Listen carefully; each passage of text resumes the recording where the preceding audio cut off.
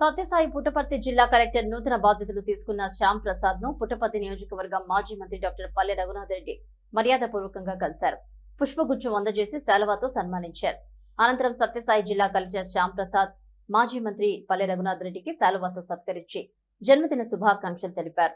సత్యసాయి పుట్టపర్తి జిల్లా అభివృద్ధికి మీ వంతు సహాయ సహకారాలు ఎంతో అవసరమని పల్లె రఘునాథ్ అన్నారు. జిల్లా అభివృద్ధికి ప్రభుత్వ పరంగా కూటమి పార్టీల నుంచి తమ వంతు సహాయ సహకారాలు ఎప్పుడూ ఉంటాయని హామీ ఇచ్చారు.